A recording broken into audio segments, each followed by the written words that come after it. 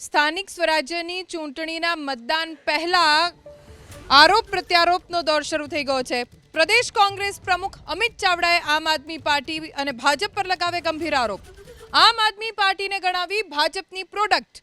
અમિત ચાવડાના મતે ભાજપની બી ટીમ છે આમ આદમી પાર્ટી। એટલું જ નહીં, ચૂંટણી પછી આમ આદમી પાર્ટી ભાજપમાં મર્જ થવાનો પણ અમિત ચાવડાએ દાવો કર્યો। સરકાર વિરોધી મત આમ આદમી પાર્ટીને આપવા તે ભાજપને આપ્યા સમાન ગણાવ્યું। 2013 થી તો લોકો ભ્રમિત હતા, પણ 2022ની ચૂંટણીમાં લોકોને સ્પષ્ટ ખ્યાલ આવ્યો કે આમ આદમી પાર્ટીએ ભાજપની બી ટીમ છે। સરકાર વિરોધના જે મત છે, એન્ટી ઇન્કમ્બન્સીના જે મત છે, એને તોડવા માટેનું એક આ વ્યવસ્થિત પ્લાનિંગથી એને સપોર્ટ થઈ રહ્યો।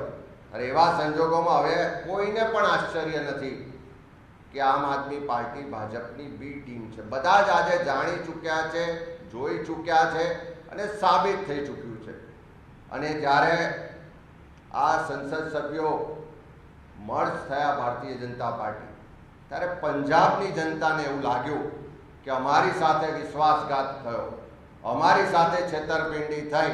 હજુ તો એવા પણ અહેવાલ છે કે થોડા દિવસોની અંદર પંજાબ સરકારના બહુમતી ધારાસભ્યો લેખિત સ્વરૂપે જાહેરાત કરવાના છે કે અમે બધા જ આમ આદમી પાર્ટીના ધારાસભ્યો, આમ આદમી પાર્ટી આખી બહુમતી ભારતીય જનતા પાર્ટીમાં મર્જ થવા જઈ રહી છે। જે વિરોધના મતો છે એને ડાયવર્ટ કરવાની, વિભાજિત કરવાની ભાજપ આરએસએસની સ્ટ્રેટેજી મુજબ કદાચ જો કોઈ આમ આદમી પાર્ટીને મત નાખ્યા તો તમારા મત વેડફાઈ જવાના છે।